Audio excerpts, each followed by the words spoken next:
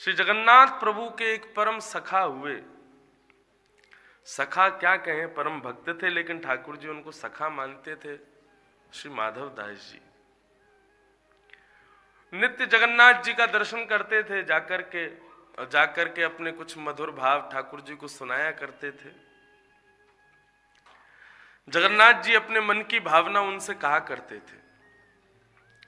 एक दिन श्री जगन्नाथ जी ने अपने मन के भाव कहे। उदास बैठे थे जगन्नाथ जी। माधवदास जी जाकर के बोले, प्यारे लाल जी, आज कैसे उदास बैठे हो आप? ठाकुर जी बोले, अरे नहीं, कुछ नहीं, बस सब ठीक है, आनंद है। बोले, नहीं नहीं प्रभु, बताओ कैसे उदास बैठे हो? बोले, माधवदास सब कछु है, लेकिन ब्रज की बहुत याद आवे, और ब्रज में भी विशेष भाव से ब्रज की जो लीला हमारी है, वहां में भी जो चोरी की लीला है, वहां को बहुत स्मरण होवे। अब यहाँ जगन्नाथपुरी में इतने सुंदर भव्य मंदिर में विराज रहे हैं, ऐसा सुंदर ये जगन्नाथपुरी धाम है, लेकिन यहाँ चोरी को सुख हमें कैसे मिले? माधवदास जी बोले, अब चोरी करके क्या खाओगे प्रभु? आप जगतनाथ हो, जग के लोग आपके सामने हाथ फैलाते हैं, आप सबकी झोली भरते हो, और आप ही चोरी करने की इच्छा रखोगे तो फिर कैसे काम चलेगा? ठाकुर जी बोले, नहीं, हमको बहुत इच्छा हो रही है चोरी करने की। माधवदास जी बोले, तो फिर क्या चोरी करोगे? तो बोले, हमारा ये सेवक है ना राजा यहाँ का, इस राजा का बहुत बड़ा बगीचा है, उस बगीचे में विविध विविध प्रकार के फल लगे।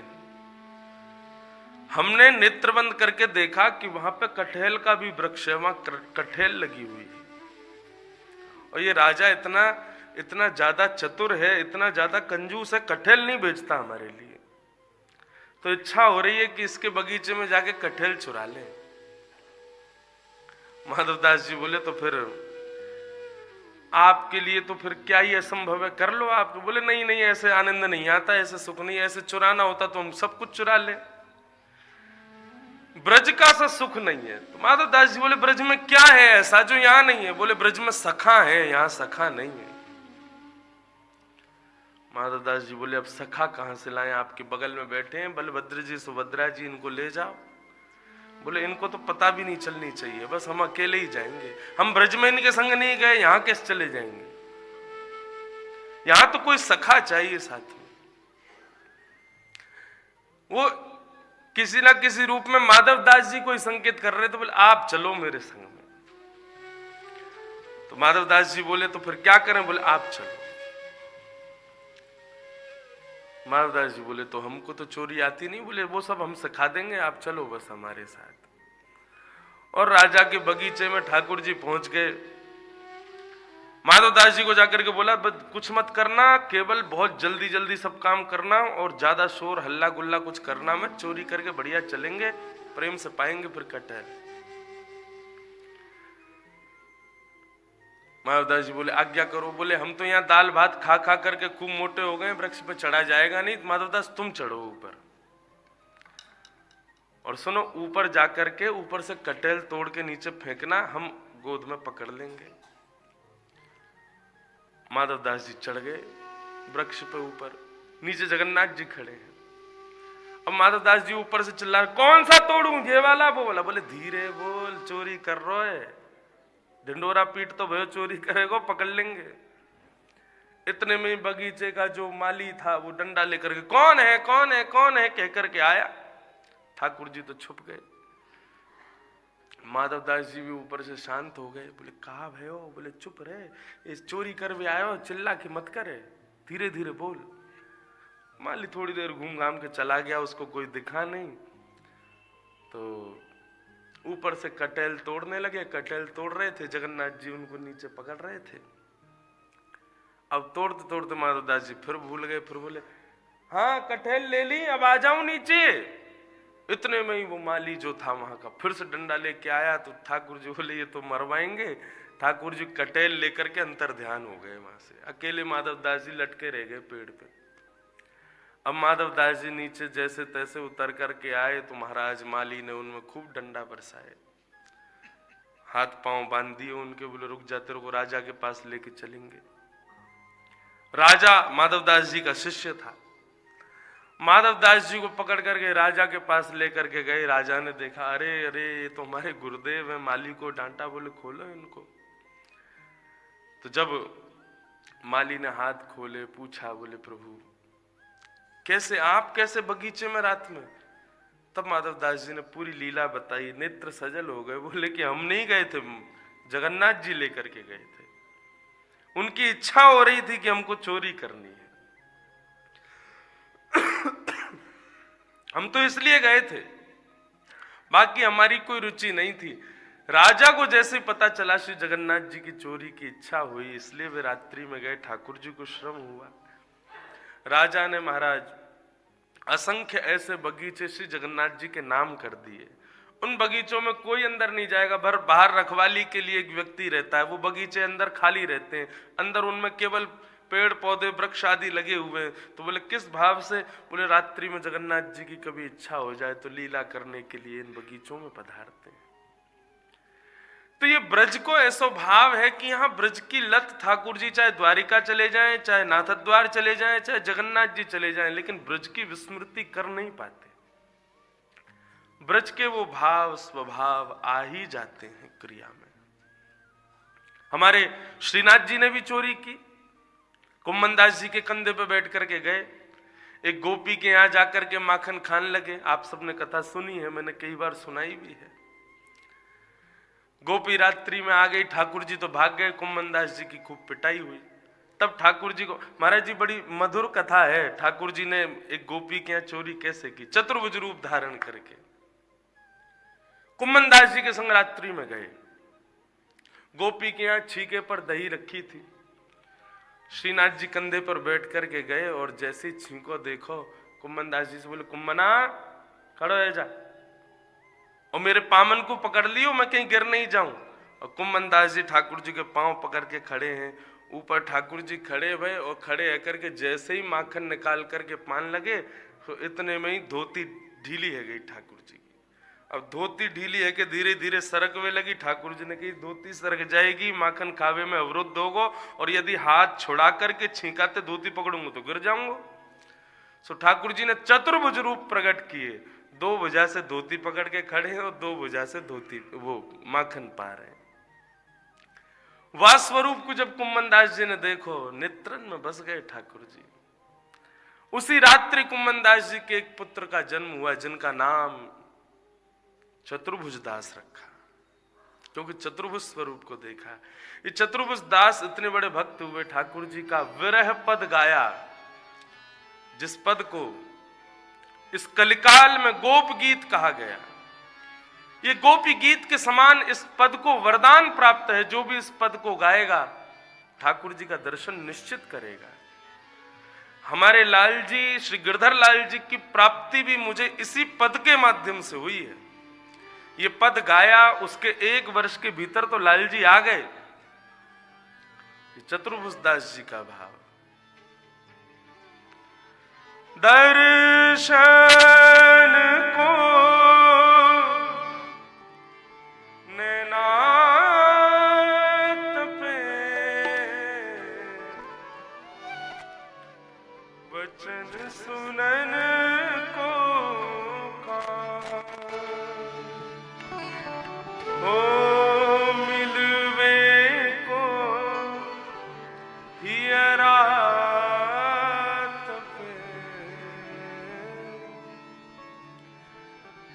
के जीवन प्राण गोवर्धन वासी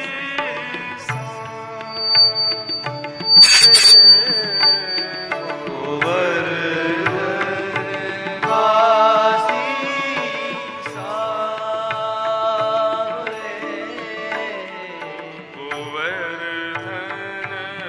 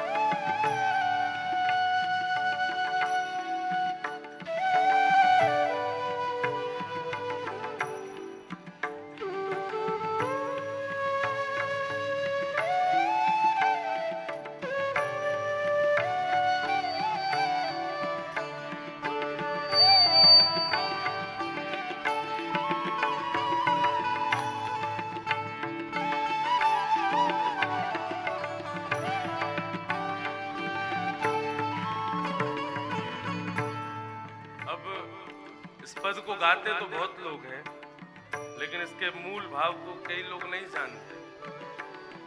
अब जो पहला अंतरा है, बंक चितय मुस्काए के सुंदर बदन दिखा।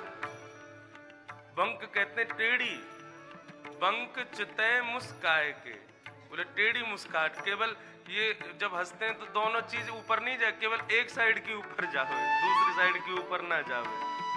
बंक चितय मुस्काए के सुंदर बदन दिखा। बंक चितय मुस्काए के सुंदर बदन दिखा।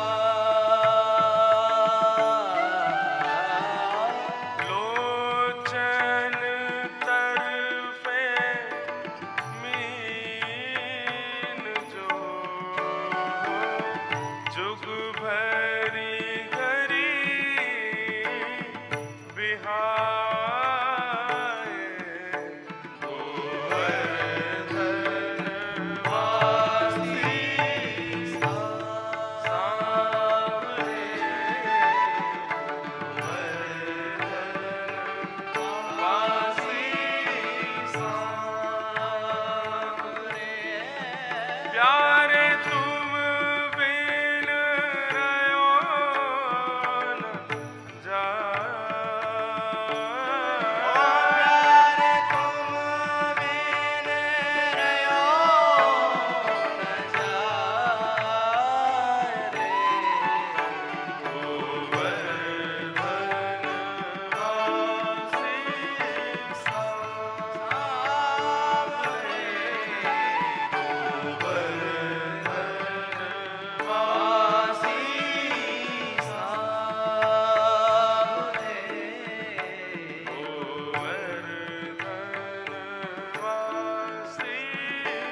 सांवरे, गोवर्धन वासी सांवरे। हे युग युग अविचल राखिए, यही सुख शैल निवास। युग अविचल राखिए, सुख शैल निवास। श्री गोवर्धन रूप पे बलि जाए चतुर्भुज दास। गोवर्धन वासी सांवरे, वासी सांवरे, गोवर्धन वासी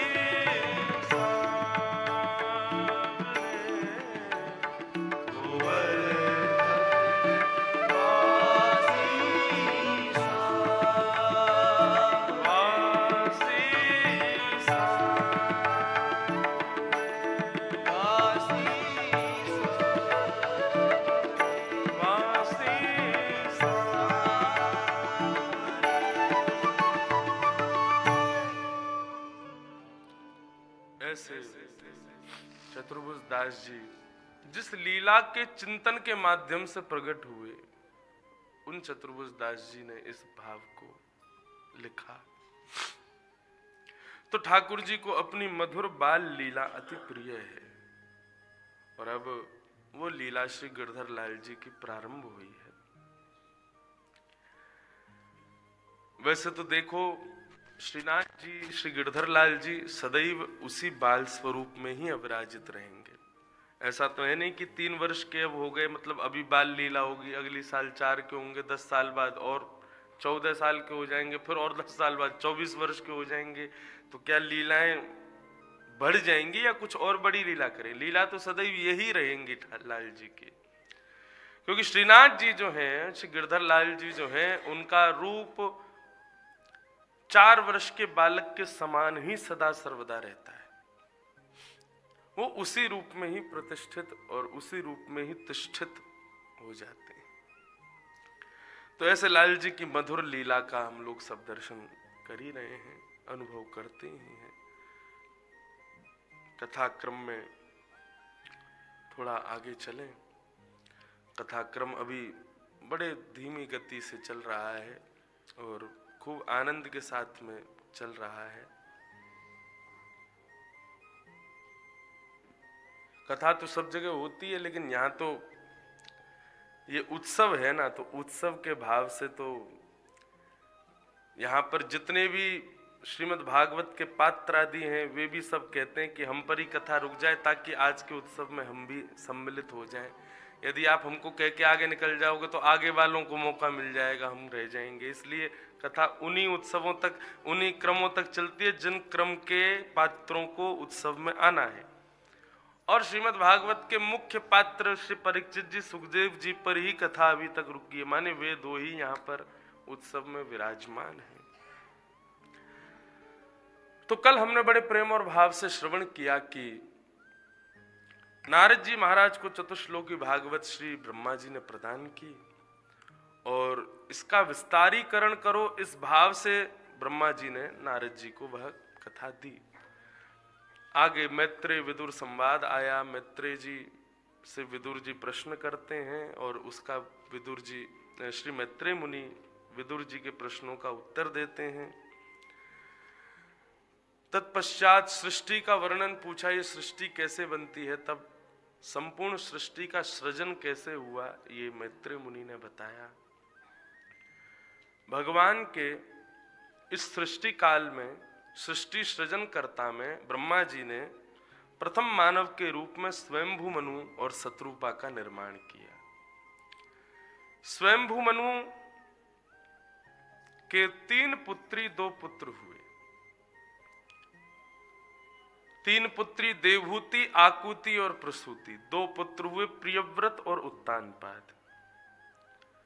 अब यहां कथा क्रम में देवहूति का प्रसंग कहा गया। देवहूति का ब्याह ब्रह्मा के छाया पुत्र श्री कर्दम ऋषि के साथ में हुआ और कर्दम ऋषि के 10वीं संतान के रूप में भगवान कपिल का प्रादुर्भाव हुआ। कपिलोपाख्यान यहाँ पर बड़े भाव से श्री शुकाचार्य जी ने कहा, हम आइए देवहूति कपिल संवाद की ओर प्रस्थान करें। तो राजा स्वयंभू मनु की बेटी है देवहूति। दैवम आहुयति यासा देवहूति, जो देवों का आवाहन करे, जो देवतुल्य बालकों को जन्म दे और यथावत देवताओं को ही जन्म दे, उसी को देवहूति कहते हैं।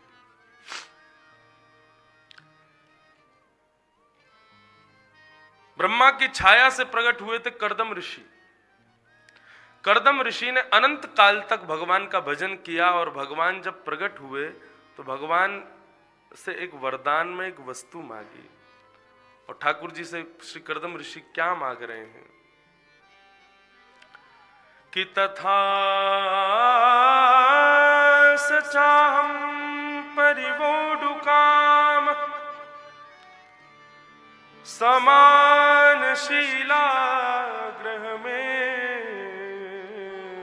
दधेनु उपेवान मूलमशेष मूलम दुराशय काम दुदांग्रिपाशय। हे प्रभु, यदि आप प्रसन्न होकर के मुझको कुछ देना ही चाहते हैं तो एक वरदान दे दीजिए। समानशीला गृहमेध देनुम। एक शीलवान, गौ के समान शील एक गृहिणी मुझे प्राप्त हो, एक पत्नी मुझे मिल जाए जिसके संग में जीवन अपना आगे का यापन करूं, ऐसी कृपा मुझ पर कर दीजिए।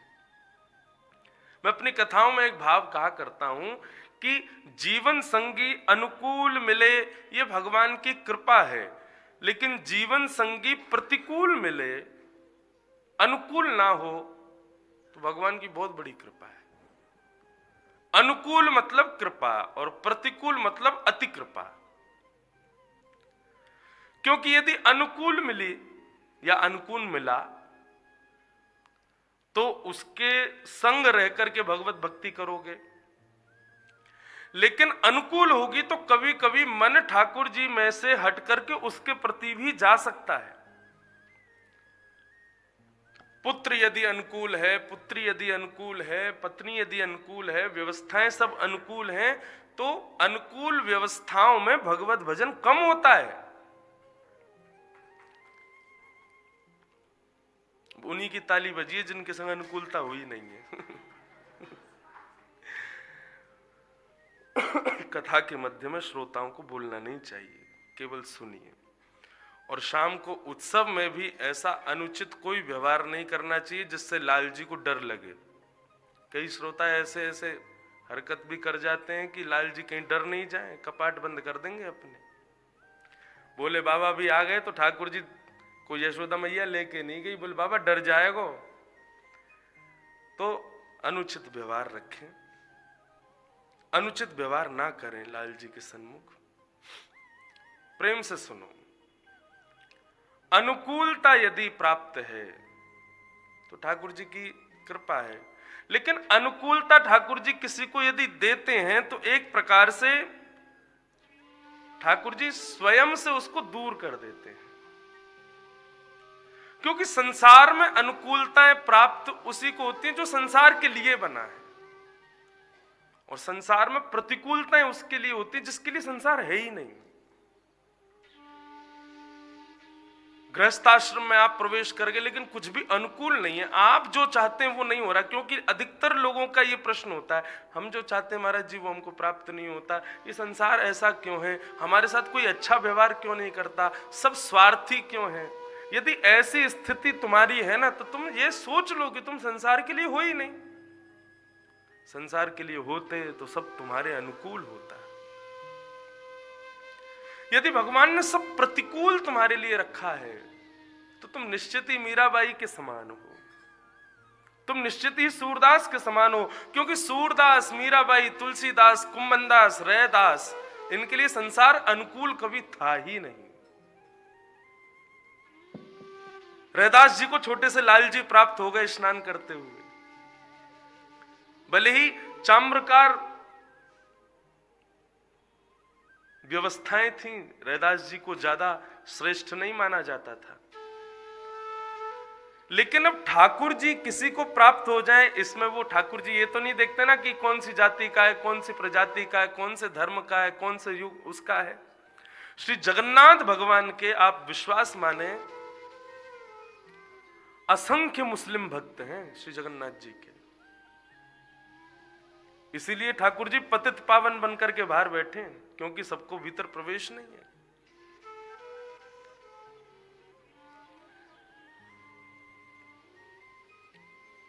परसों श्री राधा कृष्ण जी महाराज बैठे, तो अब जब भी कोई आते हैं लाल जी का दर्शन करने, तो मैं जब बैठता हूं उनके पास तो मैं जरूर पूछता हूं, महाराज जी कुछ सुनाओ, कुछ बताओ, श्री जगन्नाथ जी का कोई भाव बताओ, श्री लाल जी का कोई भाव बताओ। मेरी संसारी बात करने में ज्यादा रुचि होती नहीं। उन्होंने एक बहुत अच्छी बात बताई, बोले कि एक मंदिर के अधिकारी थे, पुजारी थे, तो जब मंदिर से उनका रिटायरमेंट हो गया श्री जगन्नाथ मंदिर से, तब उन्होंने एक किताब लिखी, और उस किताब में एक उन्होंने संदर्भ लिखा कि शाम को जब भी जगन्नाथ जी को शयन करा करके वो मंदिर से बाहर आते थे, तो एक माता मंदिर के बाहर बहुत सुव्यवस्थित रूप से खड़ी रहती थी, और वो अधिकारी जी जब मंदिर बंद करके अपने घर की ओर जाते थे, तो वो अधिकारी जी से कहती थी, आज जगन्नाथ जी ने ऐसी माला धारण की ना, आज जगन्नाथ जी ने ऐसे कलर का कंबल ओढ़ा है ना, आज श्री जगन्नाथ जी ने ऐसा वस्त्र पहना है ना, वो पूछती नहीं थी, बताती थी, और उनकी हाँ ना सुनती थी केवल। अधिकारी जी कभी कभी चिढ़ जाते थे, बोले तू क्या, तेरा मतलब क्या है, तुम चली जाओ ना, जाके दर्शन कर लो खुद ही। बोले मैं जा नहीं सकती अंदर, मुझे अधिकार नहीं अंदर जाने का।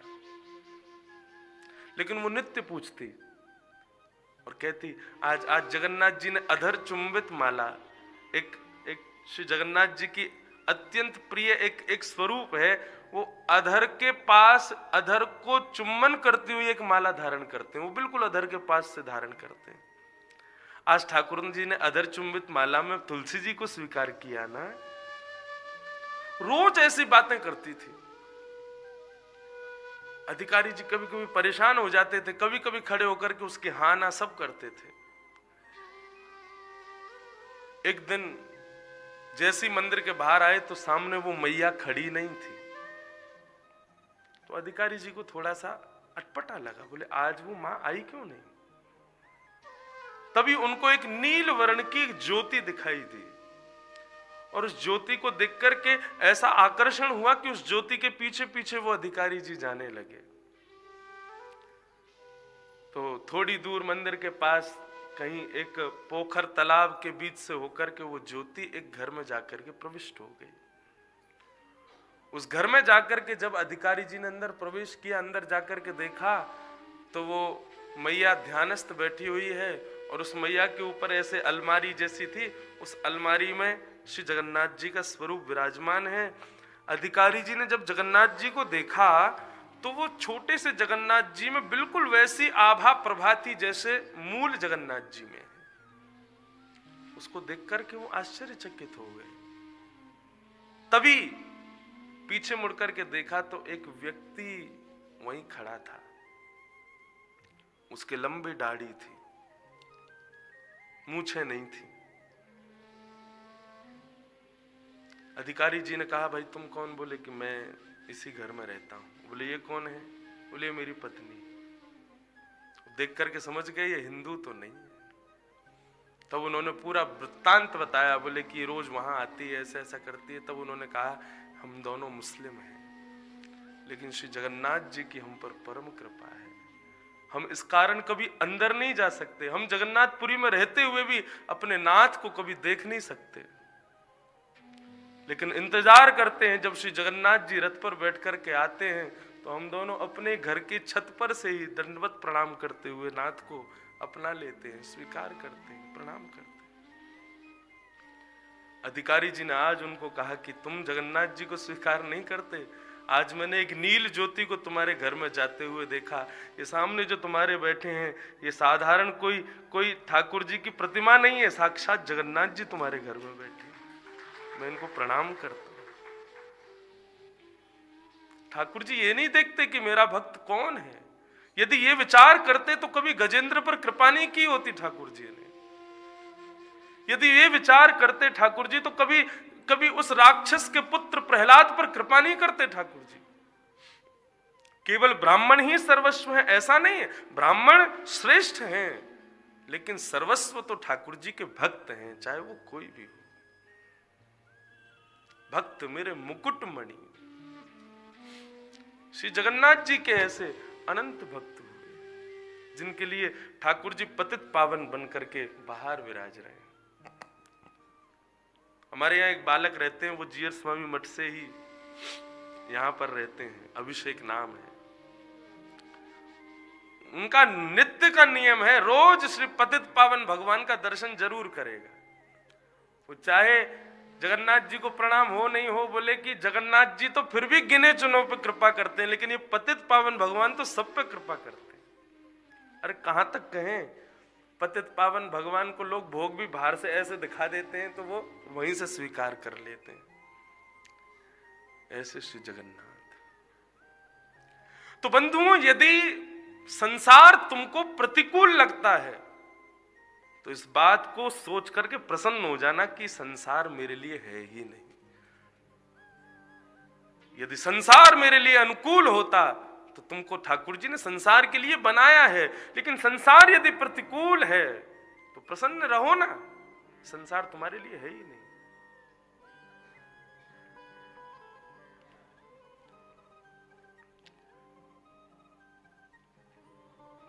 परंतु कहीं कहीं स्थानों पर अनुकूलता की आवश्यकता पड़ती है। मिल जाए तो अच्छा, ना मिले तो हरी इच्छा। जैसे कि दाम्पत्य जीवन, कई लोगों की इच्छा होती है कि हमारा दाम्पत्य जीवन में जो हमारा जीवन संगी हो वो अनुकूल हो, हमारे जैसा हो।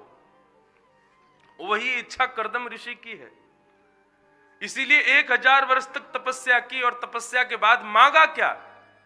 समान शीला ग्रह में दधेनु, एक गौ की जैसी सीधी साधी कन्या से मेरा ब्याह हो जाए। इतने प्रसन्न हुए भगवान कि भगवान के नेत्र सजल हो गए और एक अश्रु बिंदु प्रकट हुआ, वही बिंदु सरोवर बन गया। ठाकुर जी ने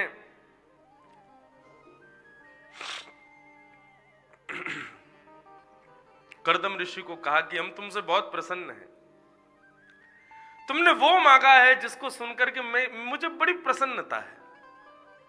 क्योंकि तुम अनुकूल पत्नी इसलिए नहीं मांग रहे कि तुम्हारा जीवन अच्छा हो जाए, तुम्हारा गृहस्थ धर्म अच्छा हो। तुम अनुकूल पत्नी इसलिए मांग रहे हो क्योंकि तुम भी वैष्णव भक्त हो, वो भी वैष्णव भक्त होगी, दोनों मिलकर के भजन करोगे, कीर्तन करोगे, सुंदर सुंदर भक्त बालकों को जन्म दोगे। इसलिए तुम एक वैष्णव कन्या की, एक भक्त हृदय कन्या की कामना कर रहे हो। चिंता मत करो कर्दम, परसों के दिन स्वयंभू मनु अपनी अति सुंदर बेटी देवहूति को लेकर के आएंगे। मैंने तुम्हारी व्यवस्था कर दी है। बोले कैसे? बोले मैंने नारद जी को भेज दिया था, नारद जी ने जाकर के देवहूति को तुम्हारे मंगल चरित्र सुनाए तो उसके हृदय में तुम ही पति रूप में विद्यमान हो गए। ये नारद जी कौन है पता है? नारद जी भगवान का मन है। भगवान की कोई भी इच्छा हो, वो इच्छा पूरी करने का काम फिर नारद जी का होता है। नारद जी ने जाकर के देवहूति को कर्दम ऋषि के बारे में बताया। देवहूति तभी से कर्दम ऋषि को अपने पति रूप में मानने लगी। भगवान ने कहा कि तुम्हारी देवहूति के साथ ब्याह होगा परसों, और तुम्हारे यहां संतान के रूप में मैं अपनी तरफ से दे रहा हूं, तुम्हारे यहां संतान के रूप में मैं स्वयं आऊंगा, मैं ही तुम्हारा पुत्र बन करके आऊंगा। कर्दम ऋषि ने दंडवत प्रणाम किया। परसों का दिन आया, स्वयंभू मनु अपनी पुत्री देवहूति को लेकर के आए और आकर के कर्दम ऋषि के साथ ब्याह किया। स्वयंभू मनु अपनी पुत्री का कन्यादान करके ब्याह आदि करके वहां से प्रस्थान कर गए। श्री कर्दम ऋषि अपनी पत्नी देवहूति को लेकर के अपनी कुटिया में गए, एक आसन बिछाया, उस पर बिठाया, उनके स्वरूप को देखा। इतना सुंदर स्वरूप, मन में विचार करने लगे ये इतनी सुंदर है तो इसको बनाने वाले ने ऐसी सुंदरता की सिंधु बनाई होगी, एक सागर बनाया होगा सुंदरता का। वो सागर कितना सुंदर होगा और वो सागर बनाने वाला कितना सुंदर होगा। और मैं तो ये सोच रहा हूं, वो ठाकुर जी जिन्होंने ऐसे सुंदर सुंदर सब कुछ बनाए, वो ठाकुर जी जिन किशोरी जी के रूप पर सदा मोहित रहते हैं, वो किशोरी जी कितनी सुंदर होंगी।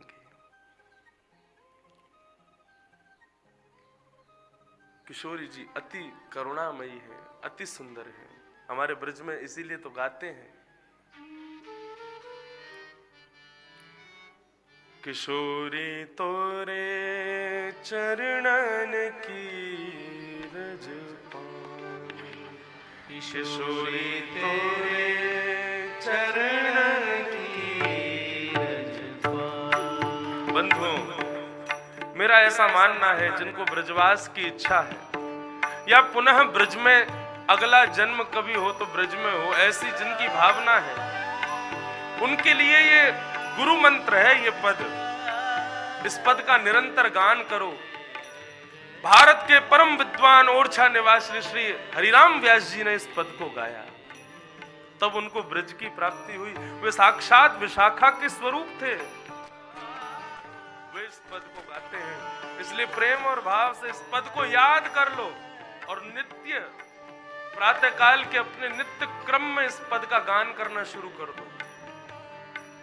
एक किशोरी तोरे चरणन की रज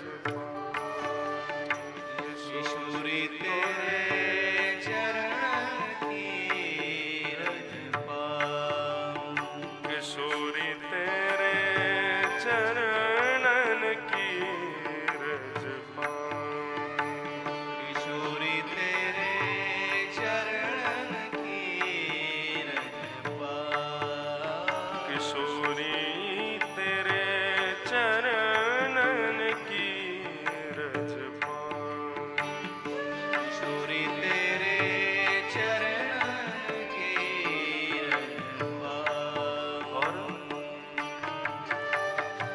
बैठी रहूं कुंजन के कोने, बैठी रहूं कुंजन के कोने, बैठी रहूं कुंजन के कोने, बैठी रहूं कुंजन के कोने, श्याम राधिका गाऊं, ओ श्याम राधिका गाऊं, मैं श्याम राधिका गाऊं, ओ श्याम राधिका गाऊं, किशोरी तेरे चरणन की रज पाऊं,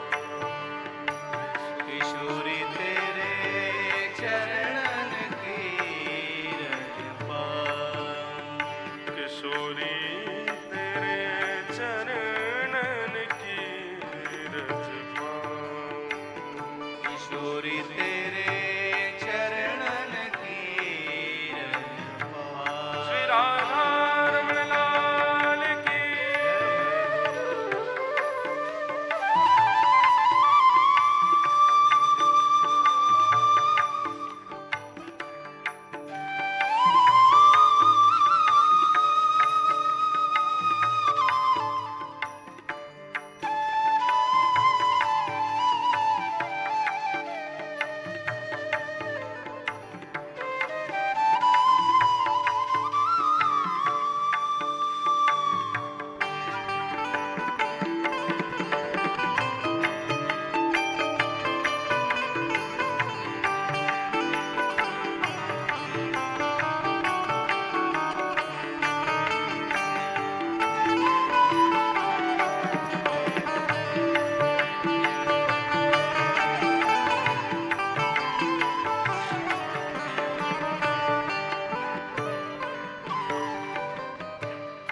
यारज को ब्रह्मादिक तरसत, यारज को ब्रह्मादिक तरसत, यारज को ब्रह्मादिक तरसत, यारज को ब्रह्मादिक तरसत, सूरज शीश चढ़ाऊं, सूरज शीस चढ़ाऊं, सूरज शीश चढ़ाऊं, सूरज शीस चढ़ाऊं,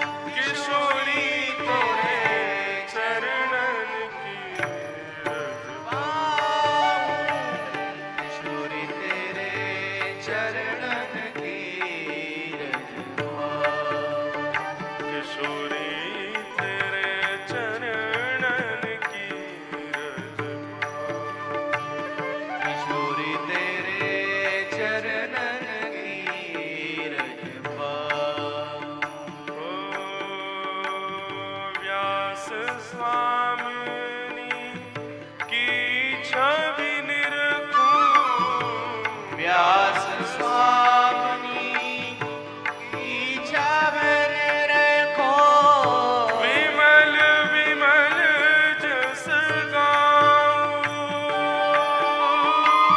विमल विमल जस गाऊं, विमल विमल जस गाऊं, विमल विमल जस गाऊं, हे किशोरी तेरे चरणन की किशोरी तेरे चरणन की किशोरी तेरे चरणन की किशोरी तेरे चरणन की चरणन की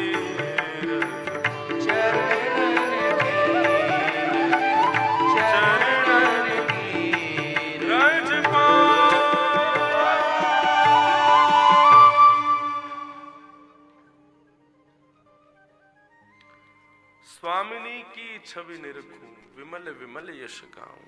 श्री हरिराम व्यास जी कह रहे हैं। तो बंधुओं, श्री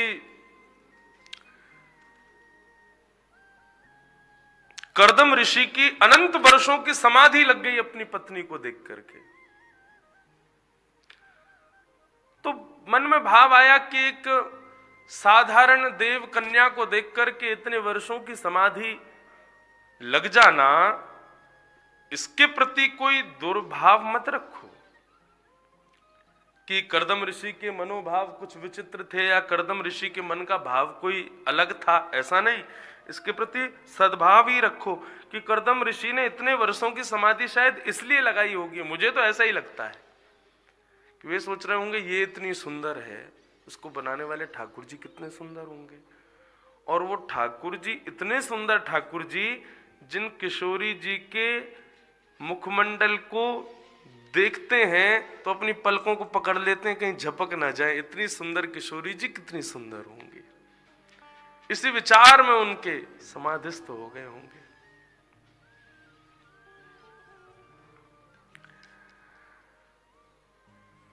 अनंत वर्षों की समाधि के बाद जब नेत्र खोल करके देखा तो सामने देवहूति वृद्धावस्था को प्राप्त हो चुकी थी। देवहूति को देख करके कर्दम ऋषि बोले, देवहूति आप वृद्ध हो गए। बोले, प्रभु अब आप ब्याह होते ही समाधि में चले जाएंगे तो फिर यही मिलेगा आपको। आप इतने वर्षों तक यहीं रही।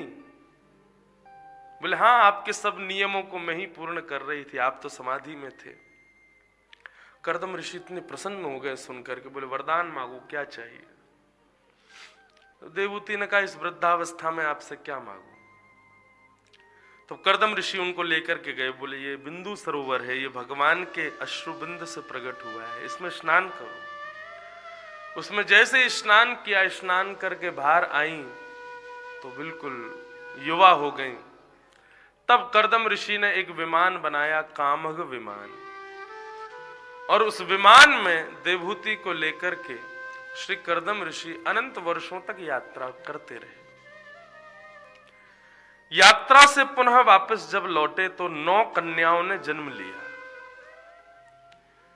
बंधुओं, ये 9 कन्या एक प्रकार से नवदा भक्ति है। प्रकार नवदा भक्ति का यहां वर्णन नहीं है, लेकिन नवदा भक्ति हम इसलिए कह रहे हैं क्योंकि 10वीं संतान के रूप में कपिल भगवान आ रहे हैं। तो भगवान आएंगे कब? बोले, जब पहले 9 भक्ति आ जाएंगी तब ठाकुर जी पधारेंगे। ये 9 भक्ति कौन कौन सी हैं? श्रवणम कीर्तनम विष्णु स्मरणम पाद सेवनम अर्चनम वंदनम दास्यम सख्य आत्मनिवेदनम। ये 9 भक्ति। इन नवदा भक्ति के ऊपर भी चर्चा विस्तार से एक बार की है मैंने अकिंचन कथा के माध्यम से। 9 भक्ति के 9 आचार्यों पर कथा की थी। जिनमें सबसे पहली भक्ति है जो आप लोग अभी कर रहे हो, श्रवण भक्ति। ये कर्ण रंध्र के श्रवण की भक्ति सर्वश्रेष्ठ भक्ति मानी गई। यदि ये भक्ति प्राप्त हो जाए तो धीरे धीरे सारी भक्तियां जीवन में आ जाएंगी। लेकिन जिसको श्रवण की भक्ति प्राप्त नहीं है, जिसको श्रवण में ही रुचि नहीं है, जिसको कथा सुनने में ही आनंद नहीं है, क्षमा कीजिए, वो अन्य किसी भक्ति में निपुण नहीं हो सकता। मैं आपको अपना अनुभव बताऊं,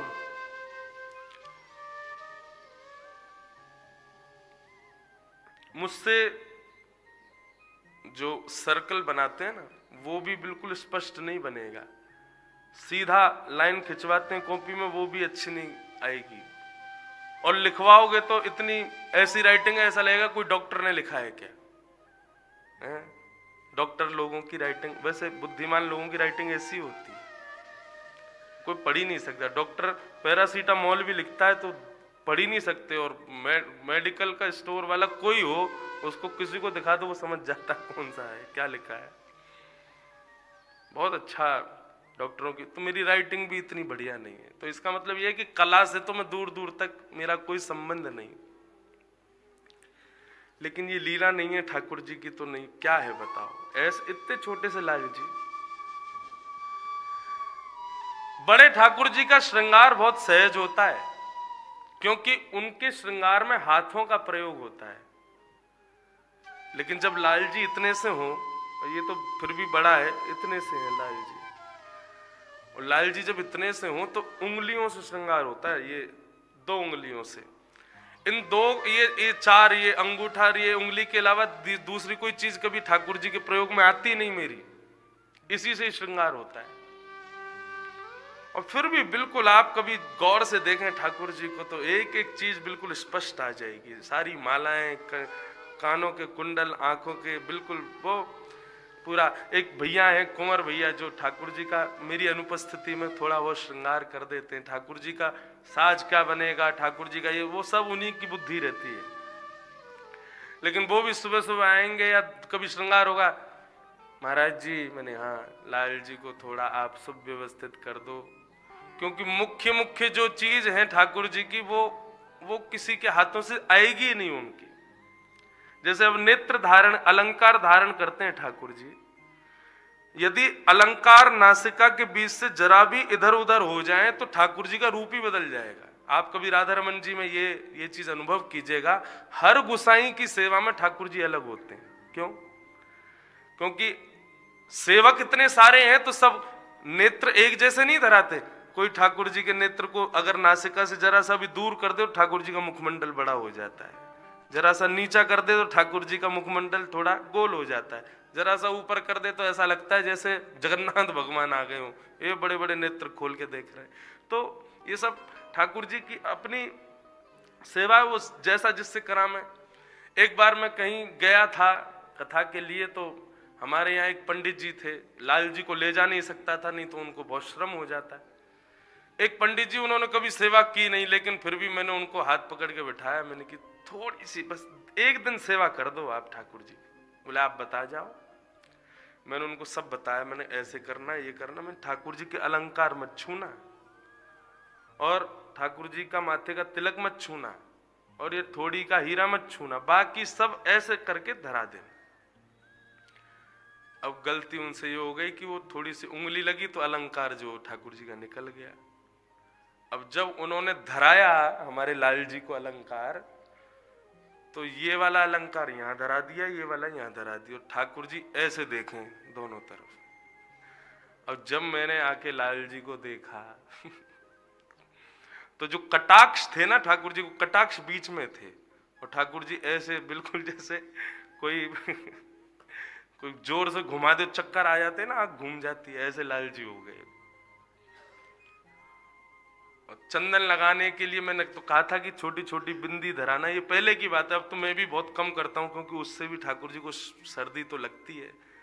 और जब ज्यादा हम लोग ठाकुर जी को पत्रावली करते हैं तो पत्रावली सूख जाती है। सूखने के बाद ठाकुर जी गौचारण जाते होंगे तो वो कहीं आंखों पे आती ना हो, इसलिए पत्रावली कभी कभी धराता हूँ। तो पहले मुझे बड़ा शौक था पत्रावली धरवाने का, तो मैं उनको बता के गया ऐसे ठाकुर जी को पत्रावली धरना। तो अब एक पत्रावली क्या, उन्होंने पूरा ऐसे चंदन लगा दिया, लाल जी ऐसे लग रहे थे टटिया स्थान से दीक्षा लेके आए हो, बिल्कुल बाबा जी। ये आंख मुंह नाक, वो चित्र मेरे पास आज भी रखा है, मैंने कभी किसी को दिखाया नहीं।